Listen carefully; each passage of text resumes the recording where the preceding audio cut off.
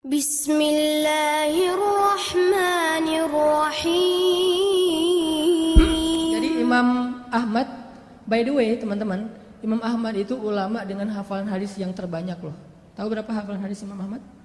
Kalau kita kan hafal hadis itu satu ya, dari dulu sampai sekarang. Innamal a'malu ini ya. Kalau Imam Ahmad satu juga, 1 juta. Hafalan hadisnya 1 juta. Imam Syafi'i aja gurunya Imam Ahmad itu respect banget, takjub sama Imam Ahmad. Imam Syafi'i tahu sendiri kan, yang hafalannya itu gimana? Kalau baca buku, beliau takut hafal. Baca buku takut hafal. Jadi kalau dia baca buku 2 halaman gitu, 1 halaman ditutup. Aduh, saya takut nih kehafal. Ditutup dulu biar nggak kehafal coba. Kita tuh, aduh, gimana ya cara hafal? Imam Syafi'i, aduh, khawatir kehafal nggak sengaja.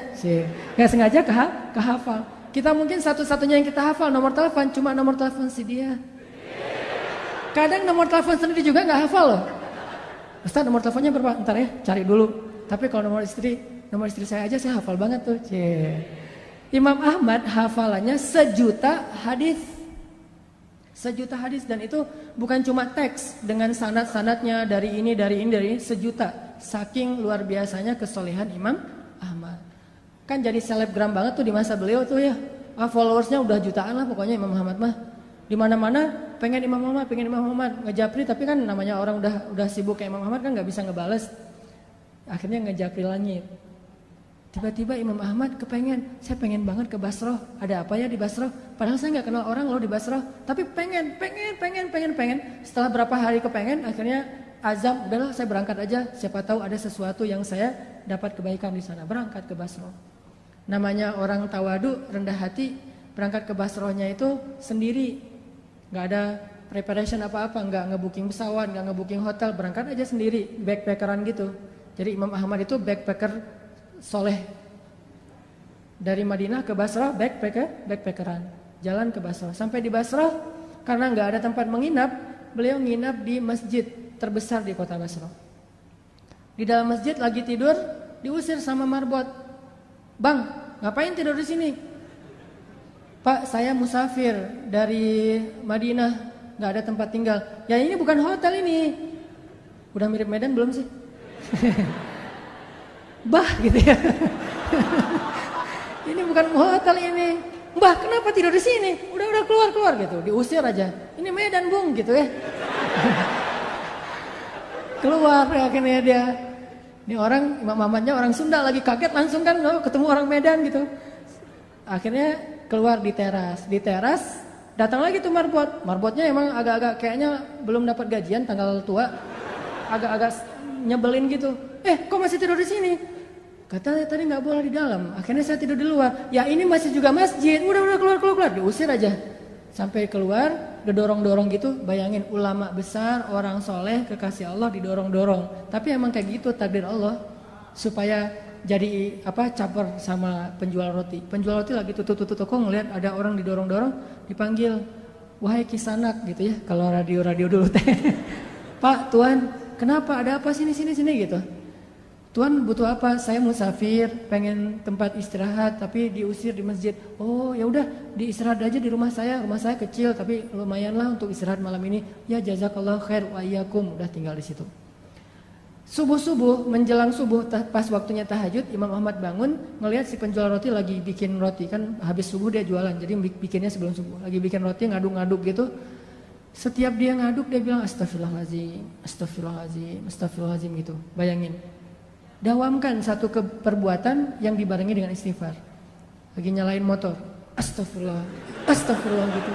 Bisa, lagi ngaduk juga bisa, lagi ngapain juga bisa, selama itu satu perbuatan yang mubah itu boleh-boleh aja. Jangan sambil berbuat dosa istighfar gitu. Atau istighfar tapi asik. Gimana istighfar tapi asik? Istighfar sambil main PlayStation. Wah, astagfirullahaladzim gitu. Nah, itu mah nggak boleh ya. Itu namanya mencampur adukan antara hak dan wala talbisul haqqa bil batil. Janganlah kalian mencampur adukan hak dan batil. Astagfirullahaladzim. Daripada ngelamun, daripada bengong gitu, mending daripada bersiul, ya udah astagfirullah aja. Walaupun mungkin bersiul boleh-boleh aja, tapi yang nggak dapat pahala, walaupun nggak dosa juga gitu. Astagfirullah. Imam Ahmad perhatiin, ini saya lihat udah 10 menit istighfar melulu. Didatengin sama Imam Ahmad. Tadi kepo juga. Mas, Bang, kan di Medan ya. Bang, gitu. Oh, orang Bandung ya. Bang, saya lihat abang istighfar terus setiap ngaduk ini. Ya, kenapa? Enggak, saya penasaran aja udah berapa lama kayak gitu. Alhamdulillah udah sekitar 10 tahun saya kayak gini. Saya selalu kalau ngaduk roti itu istighfar biar ada kebaikan setiap adukan roti. Siapa tahu rasa rotinya lebih gurih kalau bahasa kita.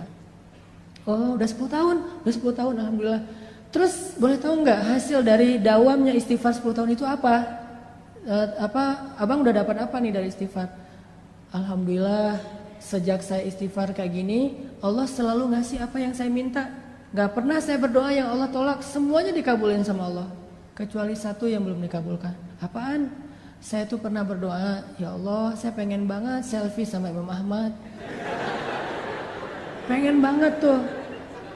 Gak apa-apa Allah sekali aja, yang penting bisa ketemu sama Imam Ahmad, pengen jabatan tangan, pengen tahu wajah orang yang hafal hadis sejuta hadis itu kayak gimana. Saya minta ke Allah, cuman mungkin belum aja, tapi saya yakin pasti akan dikabulkan. Imam Ahmad langsung nangis coba. Masya Allah, jadi ini nih yang menarik saya ke Basrah nih. Istighfar dialah yang membuat Imam Ahmad pengen banget ke Basrah. Bela-belain habis-habisan sampai diusir-usir di masjid gara-gara dia beristighfar. Jadi pengaruhilah hati seseorang, pengaruhilah hidup seseorang dengan istighfar kepada pemilik hati dan kehidupan orang itu. Astagfirullah, astagfirullah. Tapi jangan baru istighfar 3 kali mintanya banyak gitu. Istighfar dulu aja. Dawamin, nanti kalau kita butuh, jadi mintanya itu kayak pamungkas ya. Kalau kita butuh banget, minta pakai istighfar. Jangan diobral. Istighfar 10 kali, ya Allah saya udah 10 kali nih. Boleh minta ini enggak? Enggak, dawamin dulu aja. Walaupun kalau untuk dosa sekali cukup, tapi kalau untuk yang hadiah, kalau bisa lebih banyak. Sampai setahun, 2 tahun kita dawamin, nanti lihat deh, hasilnya tuh luar biasa. Pokoknya kalau kita punya hajat sesuatu, yang pertama yang harus kita lakukan itu adalah minta kepada pemilik segala sesuatu. Ada hajat apa? Minta kepada pemilik segalanya. Misalnya pengen sesuatu yang baik atau yang minimal mubah, pengen jalan-jalan. Istighfar aja, astagfirullahaladzim, astagfirullahaladzim. Nanti begitu kita minta ke Allah, ya Allah saya pengen haji banget nih. Istighfar kita udah 10 tahun, langsung Allah kasih kejutan yang kita gak pernah menduga-duga loh. Jadi gampang banget, tinggal minta aja sama Allah. Yang harus kita prepare dari sekarang itu adalah bikin diri kita itu orang yang sangat diperhatikan sama Allah. Kalau kita udah jadi kayak ring satunya Allah, masuk grupnya itu yang Allah juga memprioritaskan banget grup itu. Siapa grupnya? Grup orang yang rajin istighfar. Masuk ke grup itu dan Allah yang mengadminin grup itu. Kita nggak tahu apakah kita udah masuk atau belum, tapi berusaha aja. Siapa tahu setelah sekian tahun kita istighfar, akhirnya Allah mengundang kita, menginvite kita masuk ke grupnya orang-orang yang rajin beristighfar. Kalau udah masuk ke grup itu, setiap kali Allah ngeposting, ngebroadcast kebaikan-kebaikan, ini ada diskon apa gitu, kita langsung dapat nih. Makanya pantaskan dulu diri kita, dawamin. Akhirnya Imam Ahmad bilang, sayalah Ahmad bin Hambal. Oh benar ini Ahmad bin Hambal? Ya nggak salah, nggak salah. Masya Allah, udah pelukan. Ini keajaiban dari istighfar. Coba, butuh apa dalam hidup? Pasti kita punya banyak kebutuhan. Sampai kita minta garam aja kata Nabi, minta dulu ke Allah baru cari di warung. Jadi sebelum kita ke warung nyari garam, ya Allah garam, ya Allah, cari uang receh beli di warung. Terus apa gunanya minta ke Allah? Banyak gunanya. Siapa yang bilang kita akan sampai di warung? Siapa yang bilang garam itu akan sampai ke rumah kita? Siapa yang bilang garam itu menjadi kebaikan buat kita? Siapa yang bilang bahwa kita akan hidup sampai masakan kita itu selesai dan kita bisa memakannya? Istighfar, minta ke Allah sebelum kepada yang lain. Astagfirullah, minta ke Allah, astagfirullah. Pengen apa aja istighfar. Sampai dulu di zaman Imam Hasan Al-Basri, tabi'in. Ada 3 laki-laki yang datang nemuin Imam Hasan Al-Basri. Ya Imam Hasan, saya itu gak punya anak, udah lama menikah tapi belum dikaruniai anak. Kata Imam Hasan Al-Basri, banyak-banyak istighfar ya bu. Oh ya siap-siap pulang. Datang lagi orang kedua, gak punya kerjaan, miskin. Ya Imam Hasan, saya tuh miskin, fakir, susah banget untuk dapatin rezeki. Gimana tuh? Kata Imam Hasan, banyak-banyak istighfar ya bu. Oh ya pulang. Datang lagi yang ketiga, Imam Ahmad, saya itu sakit, udah sekian tahun dan belum sembuh-sembuh, apa yang harus saya lakukan? Banyak-banyak istighfar ya, ya pulang. Muridnya Imam Ahmad nanya, heran, soalnya jawabannya template gitu kan? Bukan jawaban yang langsung ditulis ada masalah apa, enggak, template. Jadi ini jawaban untuk segala pertanyaan. Imam Hasan Al-Basri itu udah bikin template banyak istighfar. Udah aja, siapapun yang curhat ke beliau send template yang sama. Kayak admin banget kan? Akhirnya muridnya Hasan Al-Basri nanya, ya Syekh, kenapa harus kayak gitu? Semua jawabannya sama, padahal pertanyaannya beda-beda. Kata Imam Hasan, tidakkah kamu membaca Al-Quran di surat Nuh?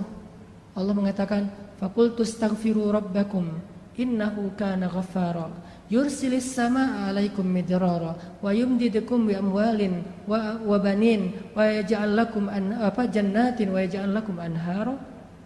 Coba beristighfarlah kalian kepada Tuhan kalian, Allah pasti akan mengampuni. 1. Allah akan menurunkan hujan yang sangat lebat. 2. Allah akan memberikan harta yang sangat banyak. 3. Allah akan memberikan keturunan untuk kalian. 4. Allah akan memberikan kebun-kebun atau ladang. 5. Allah akan memberikan air sungai yang mengalir. 6. Istighfar. Tapi fadilahnya macam-macam. Sehingga masalahnya apa aja, jawabannya sama, istighfar. Butuh air, istighfar. Butuh jodoh, istighfar. Pengen punya anak, istighfar. Kerjanya susah, istighfar. Apapun masalah kita, istighfar. Dan itu means-nya apa? Artinya apa? Artinya yang menghalangi kebaikan dalam hidup kita itu cuma satu, dosa. Yang buat hidup kita itu susah dalam hidup itu cuma dosa. Makanya kalau pengen hidupnya jadi mudah, hilangkan dulu dosa. Dan cara menghilangkan dosa itu hanya dengan istighfar. Kita mau memperbaiki masa lalu nggak mungkin. Kita hanya bisa menyesali masa lalu dan minta maaf kepada Allah dan memperbaiki masa depan. Allah akan mudahkan.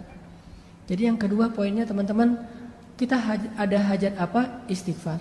Kalau belum terkabul, berarti emang istighfar kita itu belum masuk grup. Masih japrian, belum broadcast. Pantaskan diri kita supaya Allah invite ke dalam grup orang yang rajin istighfar, sehingga nanti Allah kasih kita hadiah, voucher, kupon istimewa yang hanya dikasih kepada orang-orang yang Allah cintai.